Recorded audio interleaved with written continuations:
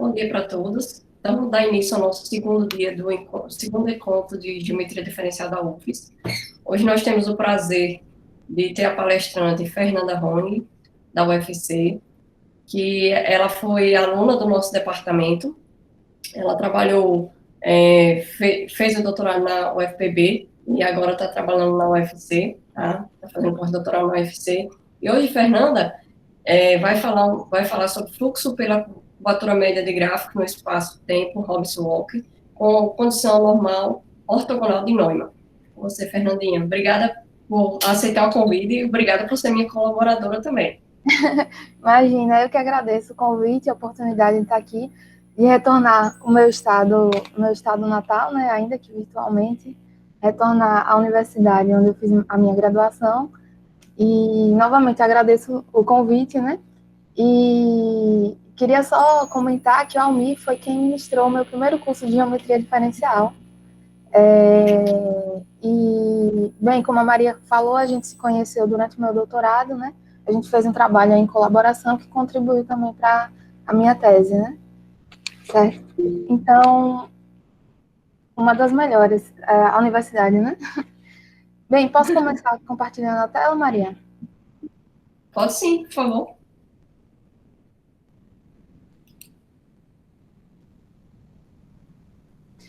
Então, eu vou falar sobre fluxo pela curvatura média, como a Maria falou, em gráficos no espaço-tempo Robertson-Walker com a condição ortogonal de Neumann, certo? Os resultados dos quais eu vou comentar aqui foram obtidos em parceria aí com o meu supervisor de pós-doutorado, Jorge Lira, certo? Então, primeiro, eu vou começar falando, fazer uma breve introdução sobre o que é o fluxo pela curvatura média, né? Esse tipo de problema que quem não conhece, pelo menos já deve ter ouvido falar. Bem, é o seguinte, se a gente tem uma variedade riemanniana, M barra, certo? E uma imersão, psi0, com a dimensão 1, certo?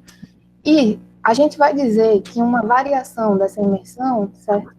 Ou seja, uma aplicação psi de φ vezes o intervalo de tempo, 0t, que cai na M, cujo tal que no tempo inicial ela coincide com a tal φ0, a gente vai dizer que essa família se move pelo fluxo pela curvatura média se o campo variacional dessa variação tiver essa cara aqui, certo? Menos h nit, onde esse nit será o normal unitário correspondente à hiperfície, que corresponde ao tempo t, e h é o divergente do normal, a curvatura média escalar, certo?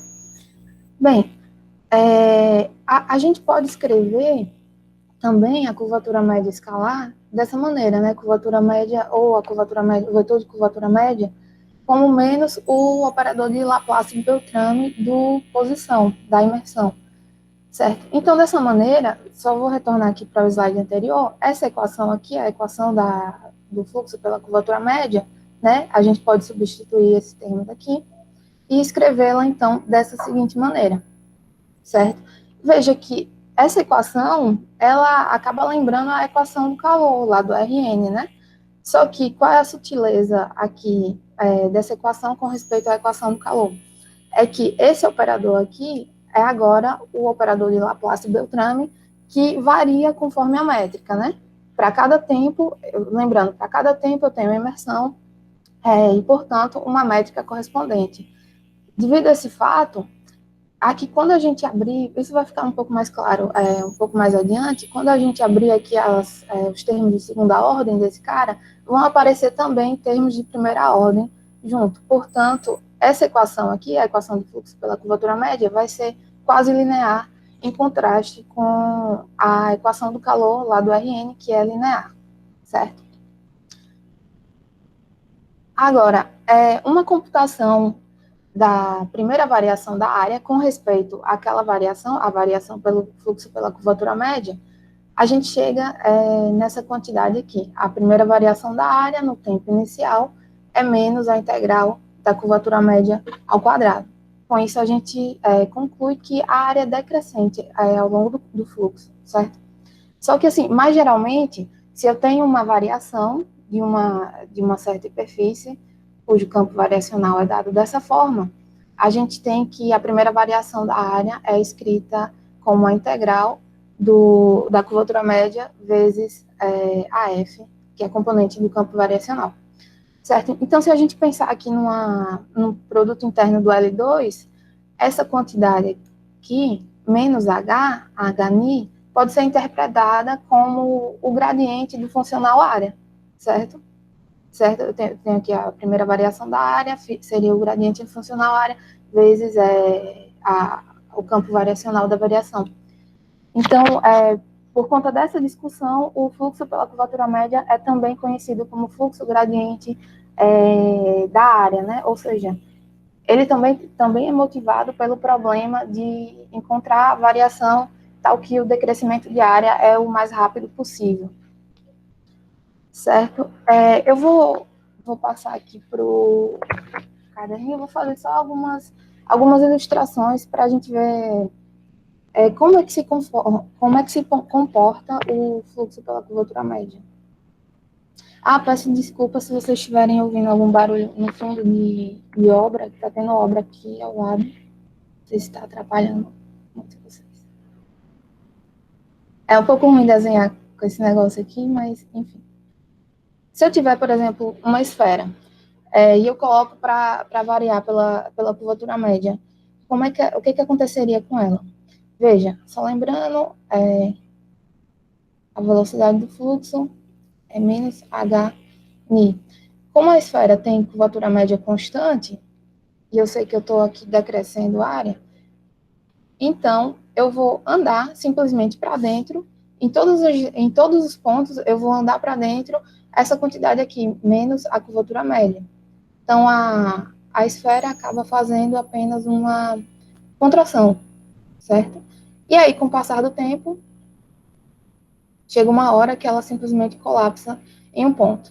Esse é o exemplo mais simples que eu podia mostrar. Agora, analogamente ao que acontece aí com a esfera, a gente pega aqui um cilindro,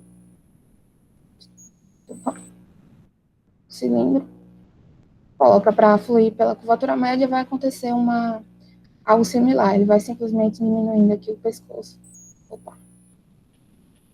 Até que, em certo momento, ele colapsa numa reta. Uma outra coisa aqui que eu queria observar é que, também conforme o passar do tempo, a aceleração com que a esfera que vai fazendo uma homotetia, né, uma contração, conforme ela vai se contraindo, essa velocidade vai aumentando, porque conforme você reduz o raio, você está aumentando aí a curvatura média, certo? Vou colocar aqui mais um outro exemplo. Por exemplo, se eu tiver uma elipsoide, eu vou desenhar uma elipse, mas imagine mais geralmente aí para uma elipsoide, desenhando maior. O que aconteceria aqui se eu colocasse esse cara aqui para fluir pela curvatura média? Veja, essas regiões aqui, tanto essa quanto essa, elas têm maior curvatura. Portanto, elas vão se deslocar aqui, esses pontos vão se deslocar com maior velocidade em relação a esses aqui, por exemplo. Certo? Então, após um determinado tempo, a elipse iria tomando um shape mais arredondado, até que colapse. Certo? De fato, o Huisken provou que variedades que são inicialmente compactas e convexas, eu não vou escrever para não perder tempo, compactas e convexas colapsam em um tempo finito, certo? Eu vou colocar só mais um exemplo, comentando também esse resultado do Huisken. Por exemplo, se eu tivesse aqui uma variedade que é não convexa, mas que é compacta, e pense aqui nesse pescoço, mais ou menos como algo próximo aí de um cilindro. Como a gente viu lá no começo, e pense que a largura, a espessura desse pescoço é suficientemente pequena. Como a gente viu lá no começo, o cilindro vai apenas fazendo homotetias e diminuindo aí esse pescoço. Então, após um tempo, esse cara ia tomar um shape mais ou menos assim, né? O pescoço vai afunilando, afunilando, e a gente poderia aí ter singularidades antes que a hiperfície simplesmente colapsasse, certo? Só reforçando a necessidade da hipótese no teorema do Ruiskin que eu acabei de falar. Mas, bem, acabei de falar que todas as variedades que são inicialmente compactas acabam colapsando aí num tempo finito, né? Mas tem algumas soluções eternas aí para o fluxo. Por exemplo, tem chamado Bose-Soliton, que parece um paraboloide, mas não é precisamente um paraboloide, que ele tem a seguinte propriedade: o vetor de curvatura média é igual ao E3 perp. E com isso ele tem a propriedade que fluir pela curvatura média nada mais é do que fazer uma translação na direção do E3, e aí essa translação é eterna, não acaba nunca. Outra solução também para tempo longo, a mais trivial, que eu poderia até ter falado antes, são os planos, né, que são mínimos. Então, se o plano é mínimo, a solução é simplesmente estacionária, né? Uma solução, eu diria, até a mais simples de todas, né? Vou colocar, deixa eu ver, acho que já tá bom de ilustração quanto ao fluxo, né? Alguns fatos também que a gente poderia observar sobre o fluxo pela curvatura média no RN. Esse primeiro aqui, se eu tenho duas hiperfícies que são inicialmente disjuntas, e aí você as coloca para fluir pelo fluxo pela curvatura média, então elas vão permanecer disjuntas até onde o fluxo exista, né? Para as mesmas. Esse fato aqui é uma consequência do princípio do máximo parabólico, né? Que é análogo, digamos assim, ao princípio do máximo para o Laplaciano ou para operadores elípticos, uniformemente elípticos de Hopf, mais geralmente. Né? Outro fato também é que se uma hiperfície começa mergulhada, então ela permanece mergulhada ao longo do fluxo. Esse fato 3 foi também provado pelo Ruiskin, né, que se a hiperfície inicial é convexa, então ela permanece convexa durante todo o fluxo. E a 4 também provado pelo Ruiskin, que se uma hiperfície é inicialmente média e convexa, né, uma coisa mais fraca, só a curvatura média é positiva, então isso acontece também durante todo o fluxo, certo? Agora, bem, fizemos aí a breve introdução sobre fluxo pela curvatura média, mas o propósito aqui, como o título fala, é propor esse problema num tipo de ambiente que é lorentziano, e, bem, vou fazer agora uma introdução também rápida sobre esse tipo de ambiente, certo? É o seguinte, se eu tiver uma variedade M com sua correspondente métrica sigma, conexa e orientada, certo? E um intervalo da reta real, e uma função positiva suave, ρ, que vai ser chamada função Orpen. A gente vai chamar o espaço-tempo Robertson-Walker. Esse espaço aqui, esse produto, menos i cartesiano ρ aqui indexado, vezes AM, munido dessa métrica aqui. Mas veja, que métrica é essa? Talvez, para muitos de vocês, quem nunca viu geometria lorentziana, pelo menos deve ter visto que representação por produtos Orped, né?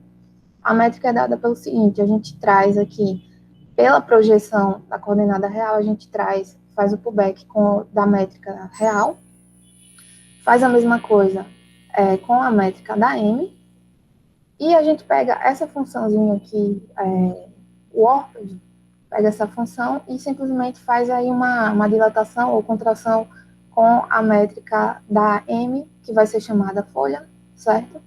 E é corriqueiramente chamada a base. Okay? Mas veja, esse sinal de menos aqui é justamente isso que vai dizer que essa geometria é lorentziana e não riemanniana. Porque, por exemplo, se você pega o tangente aqui, a coordenada natural dos reais, o del S, né, ele vai ter, o produto interno dele contra si vai ser menos 1. Então, a gente vai ter vetores que não são zero, mas que tem, cujo produto interno contra si vai ser negativo, também vetores não nulos, com norma zero, e os demais com norma positiva, certo? A característica aqui que fica da geometria riemanniana é a não degenerabilidade da métrica, né? Por conta da não degenerabilidade dessa aqui e dessa aqui. Eu vou voltar aqui para o caderno, vou fazer só uns comentários. Por exemplo, o espaço de Minkowski, o EN, é representado da seguinte maneira. É o Rn munido a métrica que é dada por menos dx1 ao quadrado, mais, e os demais são positivos, dxn ao quadrado. Veja que esse espaço de Minkowski pode ser representado como um produto Orped, simplesmente usando aquela notação, menos R por Rn menos 1, e com a função o Orpen constante, né? Porque o fator que eu estou agregando aqui, aliás, não estou agregando o fator Orpen aqui na métrica da folha, né? Que seria o Rn menos 1, ok? A gente vai ver daqui a pouco uma outra representação do espaço de Minkowski como um produto Orpen, certo? Mas, bem, como eu comentei rapidamente, a gente tem vetores aqui, produto interno contra si menor que zero, esses vão ser chamados vetores tipo tempo. Aqueles que tiverem norma zero serão chamados tipo luz, like, e maior que zero, space-like. Certo? Agora, deixa eu passar para outra folha. Uma coisa a observar é o seguinte.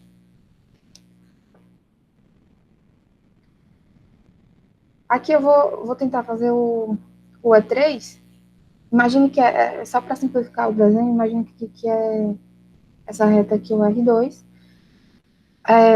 A grande coisa a observar nesse tipo de geometria é que para cada ponto existe um cone, aqui com 45 graus, tal que aqueles vetores que são tipo tempo, ou seja, os que têm produto interno contra si negativo, eles estão aqui dentro do cone. Os tipo luz estão aqui justo sobre o cone, tipo luz, e os tipo espaço estão fora. Mas o que isso significa? Bem, a geometria lorentziana é motivada principalmente pela relatividade geral, né? Esse aqui, o Minkowski, seria o modelo mais simples de todos, mas isso quer dizer que, por exemplo, se você considera que nesse instante de tempo, essa coordenada aqui corresponderia ao tempo, certo? Nesse instante de tempo, você está situado nesse ponto, aí você olha aqui para um tempo superior, T1, quer dizer que se você tem um corpo que parte a partir daqui, um corpo com massa, né, portanto ele trafega abaixo da velocidade da luz, essas coordenadas seriam aquelas que ele poderia atingir no instante de tempo T1, certo? Para o futuro. E também tem o correspondente cone de luz para o passado, certo? Que aí seria o análogo. Você teria aqui um cone do passado, então os caras que estariam numa altura aqui seriam, quer dizer, as coordenadas espaciais que estariam aqui no instante corresponderiam a possíveis posições de corpos que no instante T0 estavam aqui. Bem, uma outra coisa também a se observar nesse tipo de geometria é que aqui quando a gente está dentro do cone de luz, ou seja, tratando dos vetores aí que são tipo tempo, acontece uma desigualdade triangular reversa.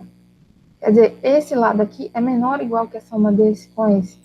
Uma desigualdade triangular reversa e um cochichoase reverso também, que é o V maior ou igual que norma de V.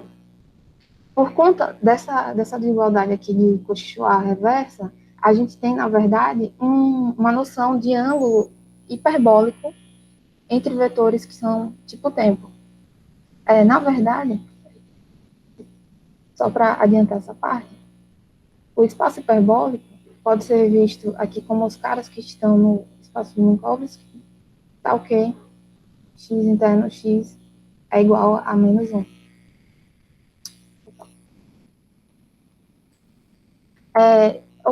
Aqui seria o n mais 1.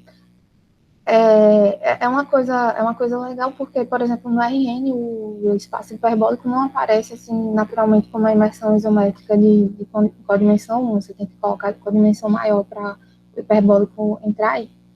E agora, aonde eu queria chegar, digamos aqui novamente o cone de luz, o hiperbólico, o desenho nunca fica bom, mas, bem, o hiperbólico vai assintotando aqui o cone de luz.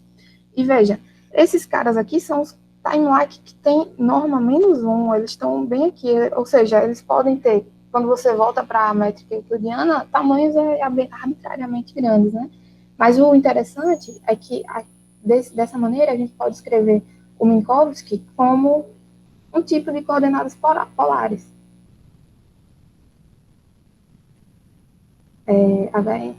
Hn-1. Seria mais ou menos como, lembra que a gente pode escrever o Rn como R vezes a esfera. O cara que está na esfera vai lhe dar uma noção de ângulo e o R vai lhe dar simplesmente uma noção de comprimento, certo?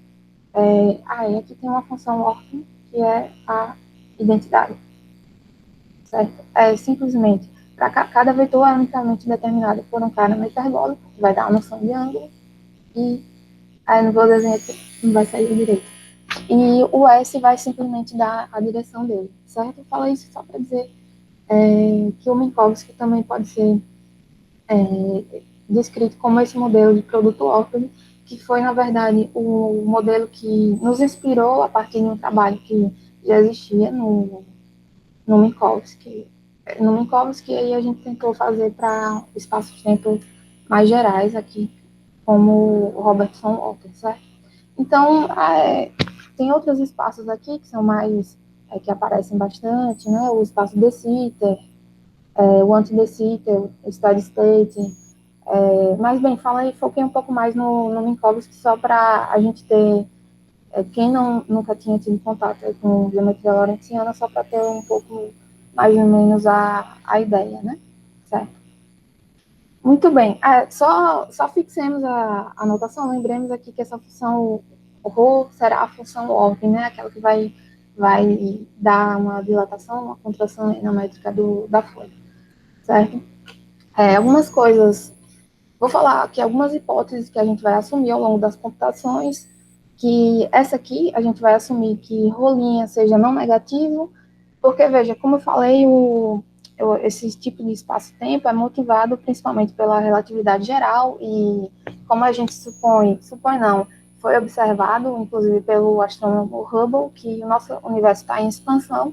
Então, essa função warp, impedir que ela seja não decrescente, é uma coisa que é, digamos, bastante razoável desse ponto de vista, né? Lembrando que esses slices aqui corresponderiam a como é o espaço no instante de tempo t0, ok? Outra coisa que a gente vai assumir é o seguinte, esses slices têm curvatura média que é dada por essa expressão, né?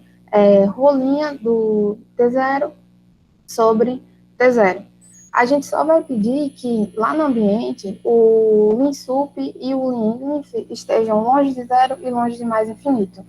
Mas qual a interpretação aí dessa hipótese? Né? A interpretação é o seguinte: se eu estou dizendo que a curvatura média dos slices é essa, eu estou pedindo que essa quantidade não seja zero, não seja mais infinito, então estou pedindo que os slices, quando eles se movam pela curvatura média, eles não parem né? Eles têm curvatura média aqui, que é constante, então eles vão se mover simplesmente por translações que aí terão possivelmente velocidade alterada durante o fluxo, certo?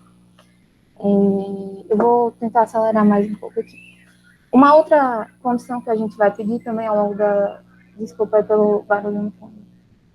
Que a gente vai pedir ao longo das computações vai ser a chamada Time-like Convergence Condition, que vai pedir que o tensor de Hit sobre direções... eu troquei aqui. Seria direções time-like, tá? Direções tipo tempo, aquelas que têm norma negativa. Seja não negativo. Mas o que isso significa? Isso significa, primeiro, que essa condição significa que a gravidade é, em média, atrativa. Mas veja, vamos interpretar vamos ver como é que se chega mais ou menos nessa conclusão, né? Lembremos que, como eu falei no começo, as geodésicas tipo tempo, ou seja, aquelas que têm campo-velocidade tipo tempo, elas descrevem trajetórias naturais, sem ação de força para objetos que têm corpos, ou que têm massa, né? E a gente lembra também do teorema da comparação de Hawking, que curvatura seccional positiva, implica na atração das geodésicas, certo? E como o tensor de Hit é uma média sobre as curvaturas seccionais, então isso quer dizer que, em média, se você trafega aí pelas geodésicas, tipo tempo, você, em média, vai ter uma força de atração, certo? Grosseiramente, é isso. Só para dizer o quão natural é essa hipótese de se pedir. E ela também é satisfeita, no item 2 aqui, quando você trabalha com soluções dos campos de Einstein, ela vai ser naturalmente satisfeita. Só que, falei tudo isso para dizer o quão natural é de se pedir essa condição, só que a gente vai pedir uma que é um pouco mais fraca, chamada Null Convergence Condition, que é a tensor de Hit sobre direções tipo luz não negativas, certo? O fato, aqui eu troquei, aqui em cima seria tempo, aqui seria luz. O fato é que essa condição eu acabei de falar que é supernatural, só que a gente vai pedir só essa. Eu reforcei para dizer que a gente vai pedir uma coisa mais fraca. Vou passar um pouco mais rápido aqui, mas simplesmente olhando para decomposições aqui do tensor de Hit, a parte que a gente vai usar fundamentalmente aí nas computações é essa aqui, essa equação, né, tensor de Hit sobre o normal, mas essa quantidade aqui com a função ordem é não negativa, certo? É somente isso. Agora sim, vamos finalmente colocar o problema, né, após todas essas introduções. É o seguinte, lembrando, só reforçando a notação, a gente está com o produto, né, menos I, função ordem, vezes a folha M. Essa M aqui vai ser a folha, certo? E aí a gente vai pegar um domínio convexo, com fronteira compacta, e eu vou considerar uma função suave U, que sai desse domínio, vezes o intervalo de tempo, certo? Isso vai me definir uma família de subvariedades, certo? Que para cada T vai ter o gráfico da correspondente U no tempo T, ok? E a gente vai dizer que eles evoluem pela curvatura média, naturalmente, se a equação aqui é satisfeita, é a equação do início. E a gente vai colocar também a tal da condição de Neumann, que o próprio título sugere, né? A condição... A gente vai considerar o chamado cilindro conforme sobre o domínio ômega, como este produto aqui, a fronteira do ômega, né? Simplesmente a fronteira do ômega vezes I. E a gente vai chamar de μ aqui o normal a este cilindro, ao cilindro conforme, que vai ser escolhido de modo que a segunda forma fundamental seja não negativa, né? O que é possível, já que a gente supôs que esse domínio seja convexo. Aí a gente vai impor a seguinte condição de Neumann ao longo do fluxo. Veja, vou passar aqui para desenho. O que a gente está pedindo? Considerem, digamos, vou desenhar aqui o tal produto M, e aqui o I, certo? Aqui o espaço-tempo de RW. Eu desenhei a folha flat só para questão de facilitar o desenho. Então, digamos que aqui eu tenha o tal domínio ômega barra. Esse aqui é o cilindro conforme, chamado cilindro conforme, tá? E o Mi é o normal cilindro, que o desenho nunca fica bom, mas, enfim, pensem aí que tá bom. O problema que a gente está colocando aqui é o seguinte, eu vou pegar um gráfico que chega aqui na fronteira ortogonalmente, certo? Ou seja, Mi, o normal do gráfico, e Mi, o normal do cilindro. E a gente o problema que a gente quer resolver é saber se existe solução para o fluxo pela curvatura média com essa condição aqui mantida. Ou seja, eu vou perguntar se existe evolução aí para esse gráfico, sendo que a fronteira, claro, pode mover-se aqui no cilindro conforme, mas que essa condição aqui de Neumann seja preservada, certo? É esse aí o problema. Então, a gente vai traduzir esse problema em um sistema de EDPs, um sistema de EDP quase linear, certo? Então, para isso, vamos pegar um sistema de coordenadas locais, a métrica aqui sobre o gráfico é dada dessa forma, né, o I e o J mais a função log, vezes a métrica da folha. Isso aqui digamos, é mais estándar, né? A sutileza aqui, como a gente está aqui com a geometria lorentziana, tem esse sinal de menos por conta da métrica do delta ser negativa definida, certo? E esses U e o J eu estou denotando como del xi, ok? Aí, um detalhe, a gente vai supor que esses gráficos sejam tipo espaço. O que é tipo espaço? Veja, a gente está num ambiente que é lorentziano, só que eu vou pedir que as imersões, a imersão tem codimensão 1, eu vou pedir que a métrica do ambiente restrita à hiperfície seja riemanniana, certo? Como eu tenho a métrica do ambiente tem assinatura, só tem uma coordenada com assinatura negativa, então se eu disser que a métrica da hiperfície é riemanniana, então a direção normal só pode ser tipo tempo, né? Certo?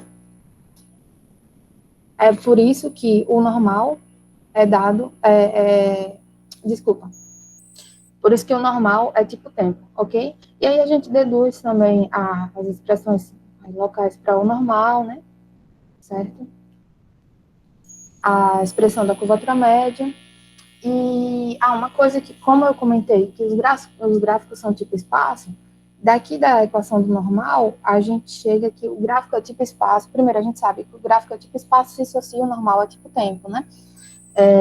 Mas daqui dessa equação, a gente chega que o gráfico é tipo espaço se associa isso aqui ocorre, né? O gradiente da U é menor do que a função O, certo? Isso aqui vai ser importante também para a dedução das nossas equações. Mas, bem, aqui da parametrização inicial dos gráficos, né, a gente chega nessa equação, tal. No final das contas, a gente deduz essa equação aqui parabólica quase linear, certo? Ou seja, aquele problema que a gente desenhou há pouco acaba sendo traduzido aqui em resolver essa equação parabólica, que reforça, como eu falei no início, ela vai ser quase linear, porque esse W, só voltando aqui, esse W é dado por essa expressão, certo? Ele envolve aqui a função log e gradiente da altura. Os autovalores aí da parte elíptica vão depender da função altura e dos gradientes. Por isso que, já vou dar um spoiler, como é que a gente vai resolver? Primeiro a gente vai provar que essa EDP uniformemente parabólica, né? Ou seja, a gente vai limitar os autovalores aqui da parte elíptica. Aí, com isso, pela teoria clássica, a gente já vai ter solução para um tempo curto desse problema. E depois a gente vai deduzir estimativas aí de ordem superior para chegar finalmente na solução aí para um tempo longo disso, certo? Aí, as técnicas clássicas para resolver esse tipo de equação, tanto elíptica quanto parabólica, é o seguinte, se a gente consegue estimativas a priori, acho que eu acabei de falar isso, né? Mas as técnicas dependem principalmente sobre princípios do máximo, né? tem os elípticos, tem esses aqui parabólicos. E, bem, como a gente está aqui nesse problema com a condição de Neumann, a gente tem deduziu esse lema, que é simplesmente uma adaptação aí dos princípios já existentes, certo? Que é o seguinte, lembremos também que esse Q a gente vai denotar como esse aparato do Delta menos Laplaciano, lembrando esse Laplaciano que é o Laplace Beltrame, que depende do tempo também, certo? Então, se isso aqui acontecer, o operador avaliado na F for não positivo, em todos os pontos tais que o gradiente da tal F for zero, e isso aqui também acontecer, o gradiente interno, aqui o normal da fronteira, ou seja, lá na fronteira, essa condição segunda que acontece, então, o supremo da função em todo o domínio, né, vai ser limitado simplesmente pelo supremo no tempo zero, ok? Eu ia explicar mais, mas eu acho que eu preciso acelerar um pouquinho mais, certo? Mas isso aqui tem similaridades aí com os princípios de máximo já conhecidos, a gente só fez uma adaptação aqui para as condições de Neumann. Então, certo. Com isso, tem um segundo lema, aqui que também é a adaptação dos já conhecidos, que é o seguinte, se a gente tiver aqui o operador, eu vou chamar o operador de calor mesmo, menor ou igual que, e eu tiver uma parte aqui que seja não linear na Fzinha, né, e também essa condição aqui sobre a fronteira, e o seguinte, a tal da F que a gente está avaliando, no tempo zero, for menor ou igual do que um C, aí o que a gente faz? A gente resolve essa EDO aqui na F grande, certo? Satisfazendo essa condição aqui inicial, sendo C, esse C que limita por cima. Então, esse princípio vai dizer que a F continua limitada pela gama durante todos os tempos, tais quais a F e também a gama estejam definidas, certo? Essas são as ferramentas principais que a gente vai usar para obter as estimativas a priori que são necessárias, certo? Então, para isso a gente vai pegar algumas quantidades espertas, certo? Para conseguir as tais estimativas. Uma quantidade vai ser uma primitiva aqui da função ORP, certo? A gente vai considerar também a função suporte, veja, que vai ser menos x vezes ni, sendo x aqui o campo rodel S. Esse campo aqui é bem importante quando a gente tem esse tipo de produto, porque ele é um campo conforme lá no ambiente, ele vai fazer mais ou menos o papel do que seria um campo posição, né?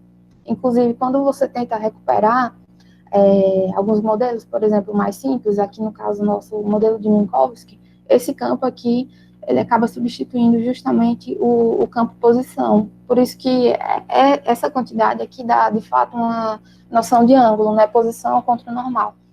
E ele vai, daqui a pouco, nos dizer informações importantes aí sobre o possível comportamento da solução. Certo? Bem, então, a gente estuda aqui as equações de evolução, né? Que isso aqui, ora eu chamo equação de calor, ora equação de evolução, e algumas quantidades. Essa quantidade é essa aqui, não lembro se eu comentei, mas é simplesmente, você está lá no espaço-tempo, o produto, né, M por R, é a projeção sobre R. A gente estuda a evolução dessa quantidade, a evolução da FI, que a gente colocou há pouco, a evolução do ângulo, da curvatura média, e dessa capa aqui que foi escolhida adequadamente para nos auxiliar daqui a pouco. Pois bem, como a gente vai usar aqueles princípios no máximo que tem aquelas condições também sobre o bordo, né, no cilindro, então a gente precisa também estudar como é que se comporta o gradiente das quantidades que a gente vai estudar, o produto contra o bordo, né? Então, certo, a gente chama aqui 2IK, a segunda forma fundamental lá do cilindro, certo? Que é dada por essa expressão. E simplesmente a gente estuda o gradiente delas contra o cilindro, ou sei lá, por exemplo, a equação 12 aqui, a gente tem que a segunda forma fundamental com respeito a um tangente, né, do cilindro é simplesmente menos a segunda forma fundamental das hiperfícies, e aqui temos as correspondentes computações com respeito ao ângulo, a curvatura média e aquela funçãozinha kappa, né? Então, finalmente, começar aqui as estimativas a priori de altura, né? O seguinte, para uma solução daquele problema, aquele sistema que a gente colocou há pouco, né? A gente tem a seguinte estimativa aqui de altura, né? A U vai ser justamente a função que dá o gráfico, né? Ou seja, a altura. Ela é limitada aqui por baixo pelo mínimo da U mais esse C+, que veio lá das hipóteses, né? NT, e por cima o máximo da U mais o CN menos T, certo? E aí aqui embaixo a gente tem um refinamento aí dessas estimativas. Eu vou ter que passar mais rápido aqui. Bem, simplesmente a gente estudar algumas equações de evolução, fazer algumas manipulações, aplicar aí os princípios do máximo e chegar nas tais estimativas, certo? Até porque aqui, como é praticamente conta, vou andar um pouquinho mais rápido, ok? Vou dar uma passada. E aí, com métodos similares, a gente tem aqui um outro tipo de estimativa, que é, na verdade, para a função Orton, certo? Dependendo que ela fica esmagada aí entre essas duas funções. Ok? Também com métodos similares, são manipulações e princípio do máximo. Ok? Para a gente conseguir agora estimativa C1, a engenharia é quase sempre a mesma, ok? Aqui, nesse lema, é que a gente vai usar a hipótese que colocamos lá no ambiente, né, a null convergence condition, que vamos ter que essa quantidade aqui é não negativa, certo? E aí, bem, a gente estuda aí aqui embaixo não mostra, né, as equações, a evolução da curvatura média ao quadrado, aí faz alguns truques, de modo, aí a gente chega primeiro que a norma da curvatura média é limitada, enfim, mais outras coisas, até que finalmente chegamos aqui nessa estimativa aqui de gradiente, né? A gente chega aqui que o gradiente da U é menor do que uma constante que depende aí dessa turma toda, mas que essa turma toda aí só depende do dado inicial, vezes a ρ. E sendo essa constante, claro, menor que 1, porque, lembra, a gente está com gráficos que são tipo espaço, essa condição aqui já vai garantir que ao longo de todo o fluxo os gráficos permanecem tipo espaço, certo? E também nos dá uma estimativa a priori C1.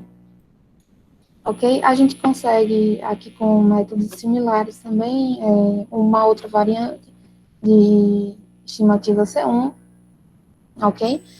E vou juntar todas as estimativas e no final a gente faz o raciocínio aí da conclusão, né?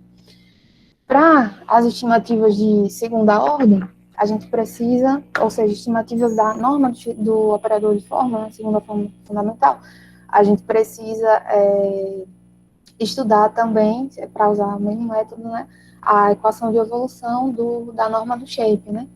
Aí, essa aqui é um pouco mais trabalhosa, sei lá, lembrando esse Q aqui é a equação de evolução, né, o DLT menos o Laplaciano.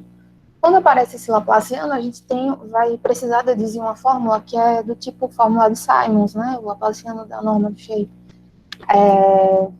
Só que aqui com o Laplaciano variando conforme o tempo. Então, isso aqui acaba saindo como consequência de equação de Gauss, Codazzi e comutação de Hit, certo? Então, fica essa expressão aqui um pouco feia, mas que alguns termos aqui, por exemplo,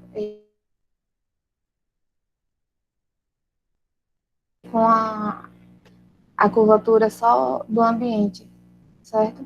E aí, para conseguir as tais estimativas para o shape, ou coisa de segunda ordem, a gente vai usar uma função auxiliar, que vai depender da folha, uma função auxiliar somente na folha lá do espaço-tempo, certo? E que vai depender somente do raio, certo? Então, a gente vai fixa um determinado ponto O, considera R aí a distância geodésica, considera aqui como a solução aqui da equação de Jacobi, essa aqui, essa. Vocês já devem estar percebendo aqui que a gente vai usar o teorema da comparação do hessiano, né, para o Laplaciano aí da função de distância, certo? E aí eu vou considerar essa função aqui a função que vai nos auxiliar nas computações, que não dependa da altura, né? Simplesmente, como eu falei, da folha, e mais que ela seja radial, depende apenas do raio. A gente escolhe essa aqui adequadamente, faz também a equação de evolução dela, faz alguma estimativa aí da equação de evolução, e finalmente a gente supõe também para usar o teorema da comparação do hessiano, né? Supõe que a curvatura radial seja maior ou igual que menos aquela tal que, e aí a gente consegue obter as estimativas da norma da segunda forma fundamental, certo? Dependendo aí de coisas que vão depender da curvatura do ambiente, certo? E do tempo máximo, não, do T estrela, que é menor do que o tempo máximo, né? Eu não lembro se eu comentei essa parte, mas quando a gente precisa das estimativas a priori, a gente faz o seguinte: se para cada T estrela eu conseguir uma estimativa aqui nesse produto, certo? T estrela menor do que o tempo máximo, né? Então, a solução existe para o tempo máximo. E, reciprocamente, se a solução existe, então tem estimativas a priori, certo? Aí, bem, aqui a gente considera que uma F linear, que vai nos auxiliar também nas computações. Aqui é bastante conta também, estudar a evolução dessa H, certo? No final das contas vai aparecer coisas aqui, contas com aqui. Maria, por favor, eu tenho quanto tempo?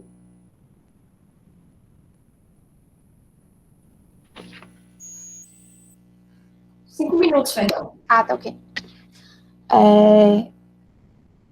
Então, a gente vai ter que estimar aqui algumas quantidades, né?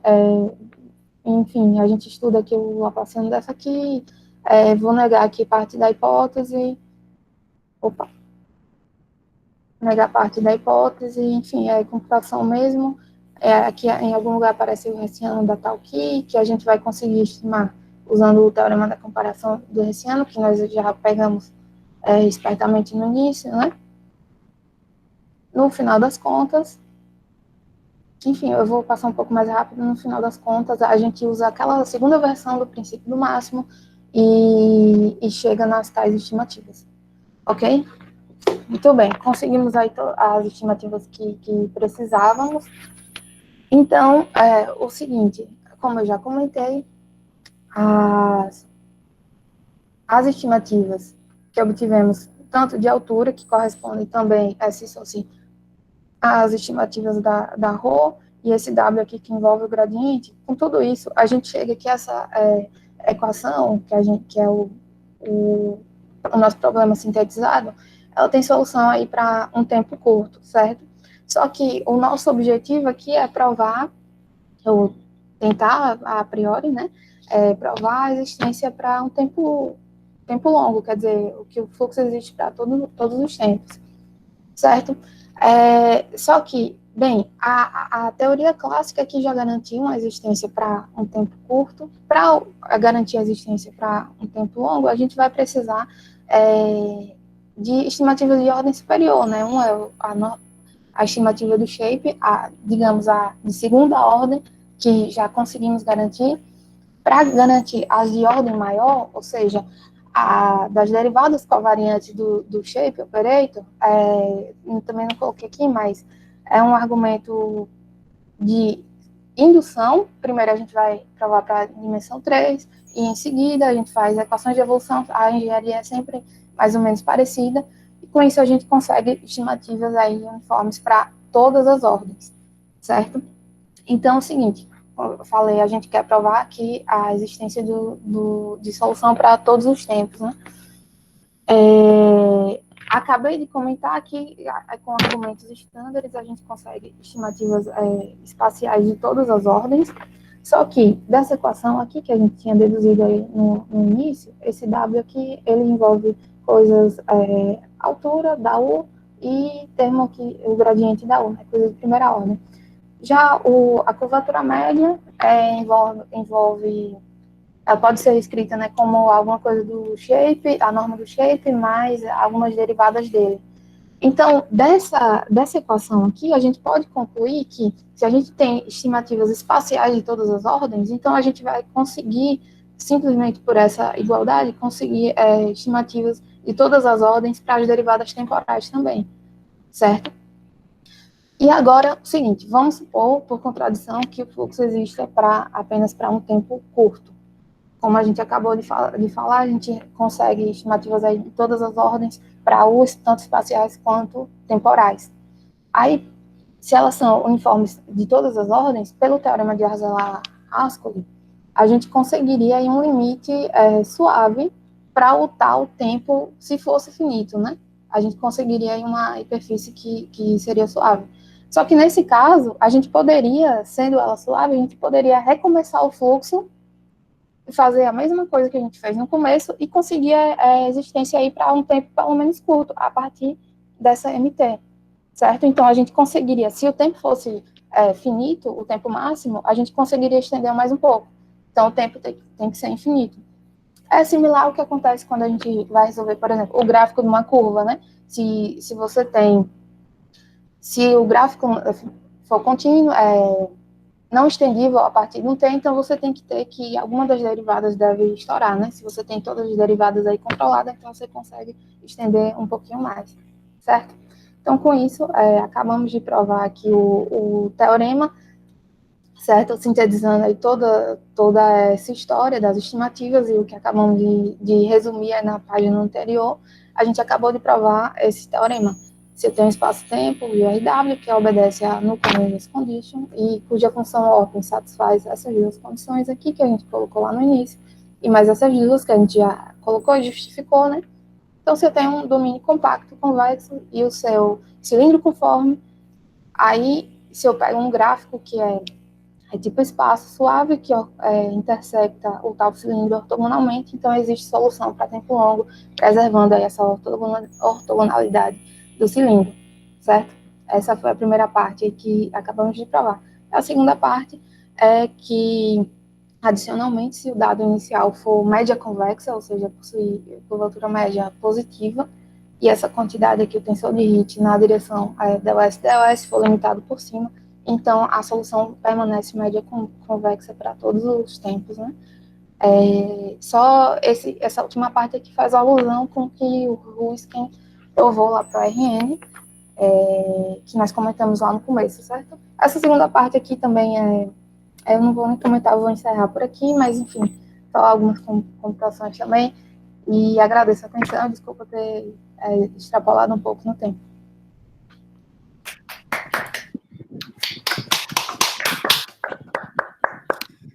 Obrigada, Fernanda. Obrigada, eu que agradeço. Alguém tem alguma dúvida, algum comentário? Eu queria fazer uma pergunta. Pode ser? Sim. Difícil. Todo Não, mundo. eu queria saber o que é que significa a long time solution. Seria uma estimativa para sempre? Não.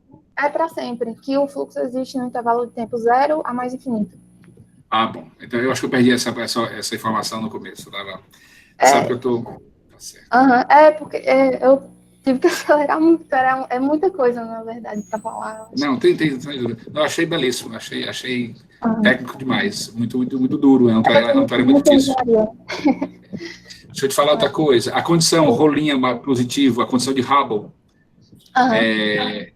significa que o seu modelo é expansivo, é isso? Exatamente. Você tem um modelo expansivo, né? Quer dizer que a métrica ou a curvatura média dos slices vai crescendo.